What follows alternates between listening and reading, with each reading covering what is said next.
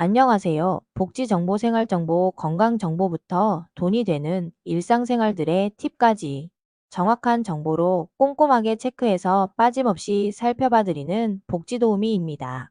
오늘 영상도 대한민국 모든 여러분에게 도움되는 영상이길 바라면서 구독, 좋아요 꼭 부탁드려요. 구독, 좋아요 설정하시면 빠른 정보 알림되고 행복한 일만 가득하실 거예요.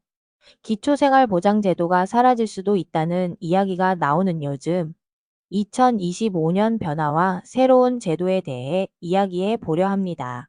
정부는 저소득층 지원 확대를 위해 기초생활보장제도 개선을 추진 중이며 서울시는 시행한 시범사업을 성공적으로 평가하고 전국 확대를 논의하고 있습니다. 복지부는 기초생활보장제도와 새로운 이 제도와의 연계 방안을 연구하며 복지 사각지대 해소를 기대하고 있는데요. 2025년에는 기초생활보장제도의 기준 중위소득이 약 6.4% 인상되어 더 많은 가구가 수급 대상에 포함되었습니다. 부양 의무자 기준과 자동차 재산 기준도 완화되어 보다 현실적인 지원이 가능해졌는데요. 각 항목별 기준이 다르므로 기초생활수급자 확인을 통해 본인이 어떤 급여를 받을 수 있는지 사전에 파악하는 것이 중요합니다. 기초생활보장제도가 사라질 수도 있다는 이야기가 나오는 이유는 서울시에서 시범 운영한 디딤돌소득 제도 때문입니다. 디딤돌소득은 소득이 적을수록 더 많은 지원을 제공하는 하우상박형 소득 보장 제도이며 근로와 자립을 유도하는 장기적인 설계를 포함하고 있어 기본소득 모델로도 주목받고 있습니다. 서울시의 시범사업 결과 디딤돌소득을 받은 가구의 탈수급률이 증가하고 근로소득도 늘어나는 등 긍정적인 효과가 나타났습니다. 디딤돌소득은 기준 중위소득 85% 이하의 가구를 대상으로 소득 부족분의 절반을 현금으로 지원합니다. 소득과 자산 기준을 모두 충족해야 하며 재산은 3억 2,600만 원 이하여야 합니다. 예를 들어 1인 가구의 경우 기준 중위소득 85%는 약 189만 원입니다. 만약 1인 가구의 소득이 100만 원이라면 부족분인 89만 원의 절반인 44만 5천 원을 매월 지원받게 되는데요. 4인 가구의 경우 소득이 200만 원이라면 부족분의 절반인 약 143만 원을 지원받을 수 있습니다. 디딤돌 소득이 전국으로 확대된다면 기준 중위소득 65% 이하의 가구를 대상으로 생계급여와 유사한 수준의 소득을 보장하는 모델을 적용할 경우 약 594만 가구가 디딤돌 소득을 받을 수 있습니다. 더 나아가 기준 중위소득 85%까지 포함하는 포용적인 모델을 적용할 경우 전체 가구의 3분의 1이 지원을 받을 수 있다고 하는데요.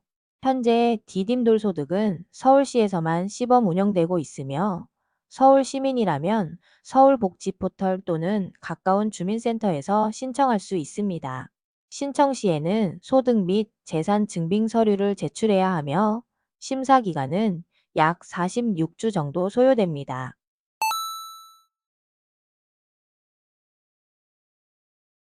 디딤돌 소득은 기초생활보장제도를 보완하고 발전시키는 방향으로 설계된 제도입니다. 기존의 기초생활보장제도가 가진 한계를 극복하고 더 많은 사람들에게 안정적인 소득을 보장하는 것을 목표로 하는데요. 소득이 없어도 디딤돌 소득을 받을 수 있으며 디딤돌 소득이 전국적으로 확대될 경우 다른 복지 혜택과의 중복 수급 여부는 조정될 수 있습니다. 만약 소득이 전혀 없는 1인 가구라면 기준 중위소득 85%인 189만 4천 원에서 소득 0원을 뺀 금액의 절반 94만 7천 원을 매월 지원받게 됩니다.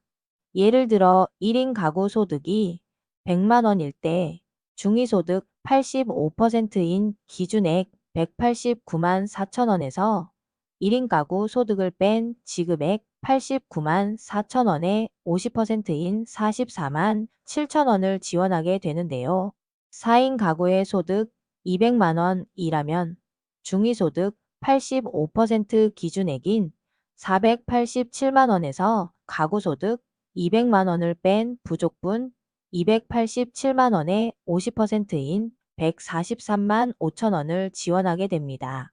정부는 빈곤고위험층 기준 중위소득 65% 이하, 빈곤위험층 기준 중위소득 75% 이하, 저소득 불안층 기준 중위소득 85% 이하로 연구를 진행했는데요.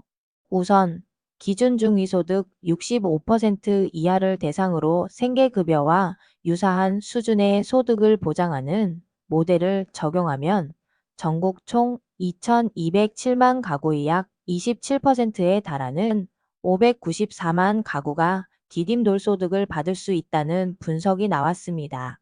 이를 위해선 국민기초생활보장제도의 생계자활급여, 국민취업지원제도, 지자체 부가급여 등 10개 제도에 대한 통합이 필요하며 약 13조 원의 추가 재정 투입이 필요하다는 분석입니다. 두 번째 모델은 기준 중위소득 75%까지 포괄하는 방안으로 전국 가구의 약 30%인 653만 가구가 디딤돌소득을 지원받을 것으로 추정되며 약 23.9조 원의 추가 재원이 소요될 것으로 분석됐는데요.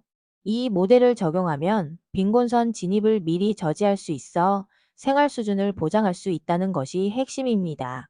세 번째는 기준 중위소득 85%까지 포함하는 것으로 전체 가구의 3분의 1이 지원받을 수 있는 포용적 모델입니다.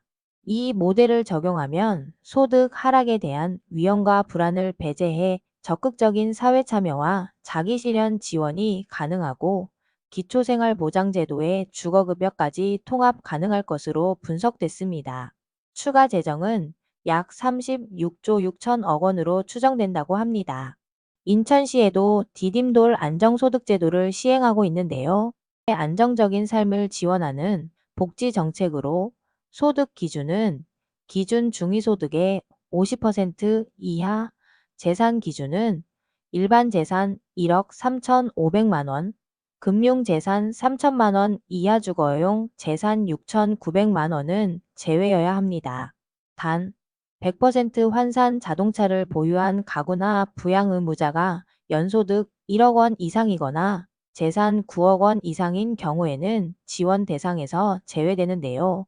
지원 대상에 해당하는지 꼼꼼하게 확인하는 것이 중요하며 모르는 부분이 있다면 인천광역시 복지정책과에 문의하는 것이 좋습니다. 디딤돌 안정소득 신청은 방문 신청만 가능하며 인천광역시 복지정책과를 직접 방문하여 신청서와 금융정보 제공 동의서를 제출해야 합니다. 필요한 서류를 미리 준비해 가면 더욱 수월하게 신청할 수 있으며 처음에는 복잡해 보일 수 있지만 직원들이 친절하게 안내해 줄 것입니다.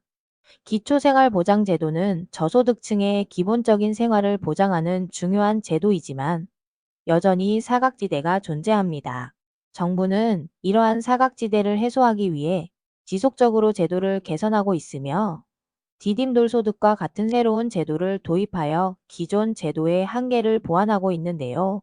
디딤돌 소득은 빈곤 문제 해결에 기여할 수 있을 것으로 기대되지만 막대한 재정 확보와 기존의 복지 제도와의 중복 및 충돌 문제를 해결해야 하는 과제가 남아 있습니다. 여러분들은 디딤돌 소득이 우리 사회에 어떤 영향을 미칠 것이라고 생각하시나요? 여러분의 소중한 의견을 댓글로 남겨주세요.